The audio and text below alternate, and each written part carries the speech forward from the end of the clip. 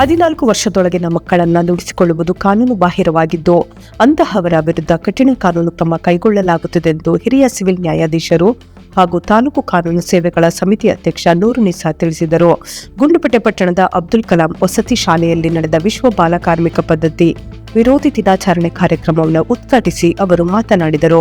1986ರ ಬಾಲ ಕಾರ್ಮಿಕ ನಿಷೇಧ ಕಾಯ್ದೆ ಹಾಗೂ 2016ರ ತಿದ್ದುಪಡಿ ಕಾಯ್ದೆಯ ಪ್ರಕಾರ 14 ವರ್ಷದೊಳಗಿನ ಮಕ್ಕಳನ್ನ ಯಾವುದೇ ಕೆಲಸಕ್ಕೆ ನೇಮಿಸಿಕೊಳ್ಳುವುದು ಅಪರಾಧವಾಗಿದೆ.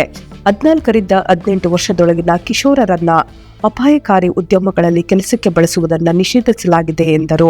ಮಕ್ಕಳು ಶಿಕ್ಷಣ ಪಡೆಯುವ ವಯಸ್ಸಿನಲ್ಲಿ ದುಡಿಮೆಗೆ ಇಳಿದರೆ ಅವರ ದೈಹಿಕ ಹಾಗೂ ಮಾನಸಿಕ ಬೆಳವಣಿಗೆಗೆ ಹಾನಿಯಾಗುತ್ತದೆ.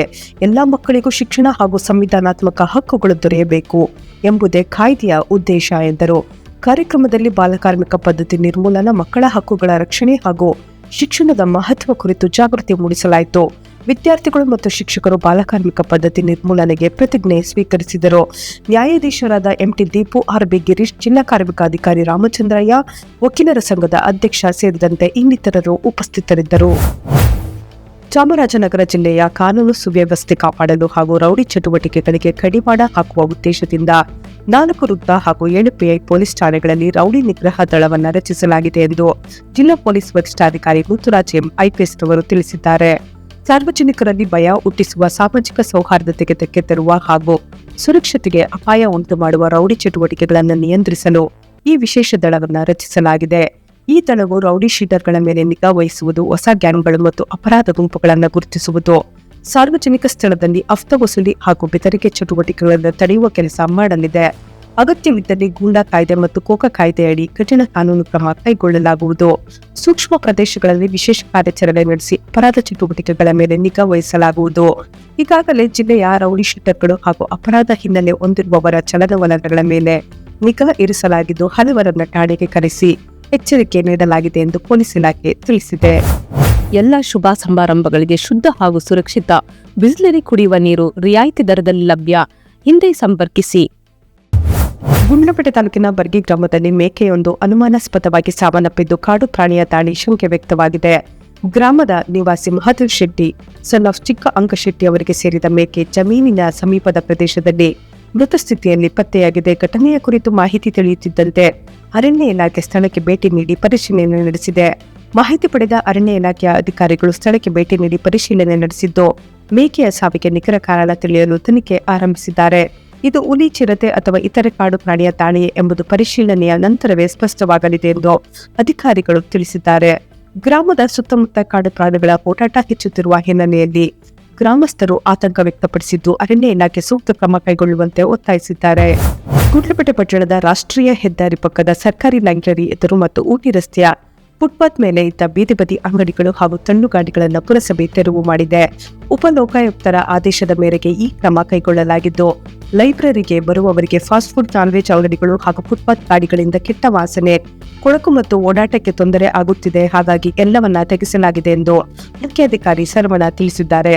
ಈಗ ಲೈಬ್ರರಿ ಮತ್ತು ಊಟಿ ರಸ್ತೆ ಫುಟ್ಪಾತ್ ಸುತ್ತಮುತ್ತ ಸ್ವಚ್ಛ ಮಾಡಿ ಔಷಧಿ ಸಿಂಪಡಿಸಲಾಗಿದ್ದು ಇನ್ನು ಮುಂದೆ ಇಲ್ಲಿ ಕಸ ಹಾಕುವಂತಿಲ್ಲ. ಅಂಗಡಿಯವರು ಹಸಿ, ಒಣ ಕಸ ಬೇರೆ ಬೇರೆ ಕೊಡಬೇಕು.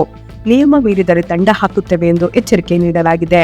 ಮುಂದೆ ಲೈಬ್ರರಿ ಹಾಗೂ ಫುಟ್ಪಾತ್ ಹತ್ತಿರ ಯಾರು ಅತಿಕ್ರಮಣ ಮಾಡದಂತೆ ಪೊಲೀಸರ ಜೊತೆ ಸೇರಿ ನಿಗಾ ವಹಿಸಲಾಗುವುದು. ಈ ಎಲ್ಲಾ ಕೆಲಸದ ವರದಿಯನ್ನ ಲೋಕಾಯುಕ್ತರಿಗೆ ಸಲ್ಲಿಸಲಾಗುವುದು. ಓದುಗರಿಗೆ ಹಾಗೂ ಸಾರ್ವಜನಿಕರಿಗೆ ಒಳ್ಳೆಯ ವಾತಾವರಣ ಕೊಡುವುದೇ ನಮ್ಮ ಮುಖ್ಯ ಕೆಲಸ ಎಂದು ಮುಖ್ಯಾಧಿಕಾರಿಗಳು ತಿಳಿಸಿದ್ದಾರೆ. ಈ ವೇಳೆ ಪುರಸಭಾ ಸಿಬ್ಬಂದಿ ಮತ್ತು ಪೌರ ಕಾರ್ಮಿಕರು ಹಾಜರಿದ್ದರು. ಗುಂಡ್ಲುಪೇಟೆ ಪಟ್ಟಣದ ಸಾರ್ವಜನಿಕರ ಕುಂದುಕೊರತೆಗಳನ್ನು ತ್ವರಿತವಾಗಿ ಆಲಿಸಿ ಪರಿಹರಿಸುವ ಉದ್ದೇಶದಿಂದ ಗುಂಡ್ಲುಪೇಟೆ ಪುರಸಭೆ ವತಿಯಿಂದ ಜೂನ್ 24ರಂದು ಗೂಗಲ್ ಮೀಟ್ ಮೂಲಕ ವಿಶೇಷ ಸಂವಾದ ಕಾರ್ಯಕ್ರಮ ಹಮ್ಮಿಕೊಳ್ಳಲಾಗಿದೆ. ಈಗಾಗಲೇ ಕಾಫಿ ವಿತ್ ಚೀಫ್ ಆಫೀಸರ್ ಕಾರ್ಯಕ್ರಮ ಯಶಸ್ವಿಯಾಗಿ ನಡೆದಿದ್ದು ಅದರ ಮುಂದುವರಿದ ಭಾಗವಾಗಿ ಈ ಆನ್ಲೈನ್ ಸಭೆ ಆಯೋಜಿಸಲಾಗಿದೆ. ದಿನಗೂಲಿ ಕಾರ್ಮಿಕರು, ಉದ್ಯೋಗಸ್ಥರು, ಗರ್ಭಿಣಿಯರು ಹಾಗೂ ಹಿರಿಯ ನಾಗರಿಕರು ಕಚೇರಿಗೆ ಬಂದು ಸಮಸ್ಯೆ ತಿಳಿಸಲು ಸಾಧ್ಯವಾಗದ ಹಿನ್ನೆಲೆಯಲ್ಲಿ ಈ ವ್ಯವಸ್ಥೆಯನ್ನ ಮಾಡಲಾಗಿದೆ. ಬೆಳಗ್ಗೆ 11:30ರಿಂದ ಮಧ್ಯಾಹ್ನ 12:30ರವರೆಗೆ ನಡೆಯುವ ಸಭೆಯಲ್ಲಿ ಕುಡಿಯುವ ನೀರು, ಕಸ ವಿಲೇವಾರಿ, ಚರಂಡಿ ಸ್ವಚ್ಛತೆ, ಯುಜಿಡಿ ಸಮಸ್ಯೆ, ಬೀದಿ ದೀಪ, ಇ ಸ್ವತ್ತು ಹಾಗೂ ಇತರ ನಾಗರಿಕ ಸೌಲಭ್ಯಗಳಿಗೆ ಸಂಬಂಧಿಸಿದ ದೂರುಗಳನ್ನು ಸಾರ್ವಜನಿಕರು ನೇರವಾಗಿ ಅಧಿಕಾರಿಗಳ ಗಮನಕ್ಕೆ ತರಬಹುದು. ಶಾಸಕರಾದ ಎಚ್ಎಂ ಗಣೇಶ್ ಪ್ರಸಾದ್ ರವರ ಮಾರ್ಗದರ್ಶನದಲ್ಲಿ ಹಾಗೂ ಜಿಲ್ಲಾಡಳಿತದ ಸೂಚನೆಯಂತೆ ಈ ಕಾರ್ಯಕ್ರಮವನ್ನು ಆಯೋಜಿಸಲಾಗಿದ್ದು ಪಟ್ಟಣದ ನಾಗರಿಕರು ಹೆಚ್ಚಿನ ಸಂಖ್ಯೆಯಲ್ಲಿ ಭಾಗವಹಿಸುವಂತೆ ಪುರಸಭಾ ಮುಖ್ಯಾಧಿಕಾರಿಗಳಾದ ಶರವಣ ಎಸ್ ರವರು ಮನವಿ ಮಾಡಿದ್ದಾರೆ. ರಾಷ್ಟ್ರೀಯ ಕ್ಷಯರೋಗ ನಿರ್ಮೂಲನಾ ಕಾರ್ಯಕ್ರಮದಡಿ ಬನ್ನಿತಾಳ್ಪುರ ಪ್ರಾಥಮಿಕ ಆರೋಗ್ಯ ಕೇಂದ್ರದ ವತಿಯಿಂದ ಪಂಚನಹಳ್ಳಿ ಗ್ರಾಮದಲ್ಲಿ ಕ್ಷಯಮುಕ್ತ ಗ್ರಾಮ ಪಂಚಾಯತ್ ಅಭಿಯಾನ ಮತ್ತು ಆರೋಗ್ಯ ತಪಾಸಣಾ ಶಿಬಿರವನ್ನು ನಡೆಸಲಾಯಿತು. ಕಾರ್ಯಕ್ರಮದಲ್ಲಿ ತಾಲೂಕು ಆರೋಗ್ಯಾಧಿಕಾರಿ ಡಾ ಅಲಿಂ ಪಾಷಾ ಅವರು ಕ್ಷಯರೋಗದ ಲಕ್ಷಣಗಳು, ತಡೆಗಟ್ಟುವಿಕೆ ಹಾಗೂ ಚಿಕಿತ್ಸೆಯ ಕುರಿತು ಸಾರ್ವಜನಿಕರಿಗೆ ಮಾಹಿತಿ ನೀಡಿದರು. 2 ವಾರಗಳಿಗಿಂತ ಹೆಚ್ಚು ಕಾಲ ಕೆಮ್ಮು, ಜ್ವರ ಅಥವಾ ತೂಕ ಇಳಿಕೆಯಂತಹ ಲಕ್ಷಣಗಳಿದ್ದರೆ ತಕ್ಷಣ ತಪಾಸಣೆ ಮಾಡಿಸಿಕೊಳ್ಳುವಂತೆ ಸಲಹೆ ನೀಡಿದ್ದಾರೆ. ಶಿಬಿರದಲ್ಲಿ ಕ್ಷಯರೋಗದ ಜೊತೆಗೆ ಮಧುಮೇಹ, ರಕ್ತದೊತ್ತಡ ಮತ್ತು ರಕ್ತಹೀನತೆ ತಪಾಸಣೆಯನ್ನು ನಡೆಸಲಾಯಿತು. ಒಟ್ಟು 105 ಜನರನ್ನು ತಪಾಸಣೆ ಮಾಡಲಾಗಿದ್ದು 51 ಜನರಿಗೆ ಡಿಜಿಟಲ್ ಎಕ್ಸ್ರೇ ಪರೀಕ್ಷೆಯನ್ನು ನಡೆಸಲಾಗಿದೆ.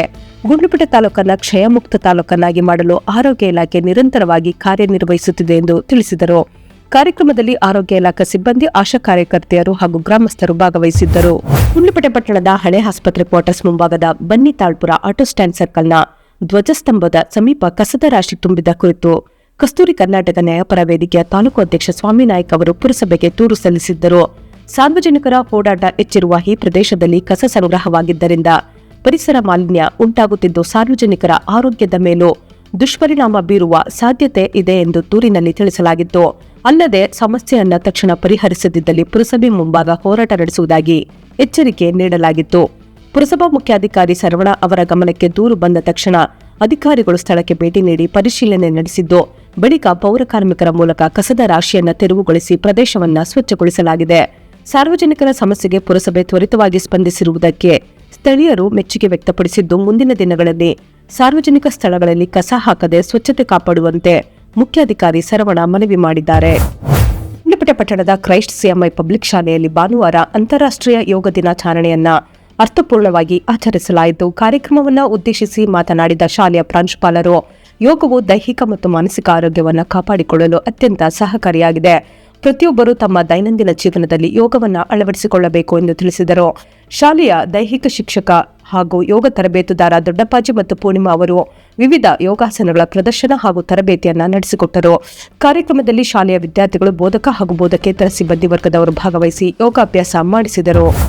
ಗುಂಡ್ಲುಪೇಟೆ ಪಟ್ಟಣದ ಕ್ರೈಸ್ಟ್ ಸಿಎಂಐ ಪಬ್ಲಿಕ್ ಶಾಲೆಯಲ್ಲಿ ಭಾನುವಾರ ಅಂತಾರಾಷ್ಟ್ರೀಯ ಯೋಗ ದಿನಾಚರಣೆಯನ್ನ ಅರ್ಥಪೂರ್ಣವಾಗಿ ಆಚರಿಸಲಾಯಿತು. ಕಾರ್ಯಕ್ರಮವನ್ನು ಉದ್ದೇಶಿಸಿ ಮಾತನಾಡಿದ ಶಾಲೆಯ ಪ್ರಾಂಶುಪಾಲರು, ಯೋಗವು ದೈಹಿಕ ಮತ್ತು ಮಾನಸಿಕ ಆರೋಗ್ಯವನ್ನು ಕಾಪಾಡಿಕೊಳ್ಳಲು ಅತ್ಯಂತ ಸಹಕಾರಿಯಾಗಿದೆ.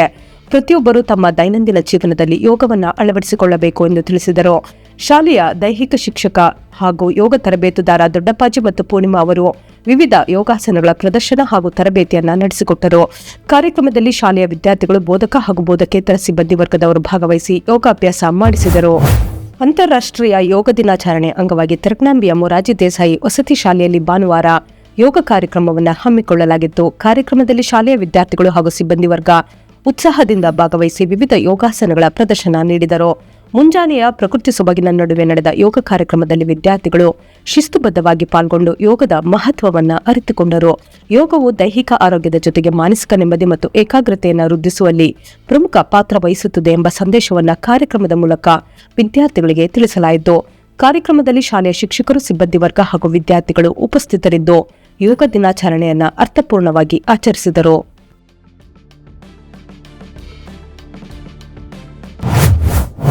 ಸೊ ಫ್ರೆಂಡ್ಸ್, ಇದಾಗಿತ್ತು ಇವತ್ತಿನ ನ್ಯೂಸ್. ನಿಮಗೆ ಈ ಹೊಸ ಪ್ರಯತ್ನ ಇಷ್ಟವಾದಲ್ಲಿ ಕೂಡಲೇ ನಮ್ಮ ಚಾನೆಲ್ ಅನ್ನು ಲೈಕ್ ಮಾಡಿ, ಶೇರ್ ಮಾಡಿ, ಸಬ್ಸ್ಕ್ರೈಬ್ ಮಾಡಿ.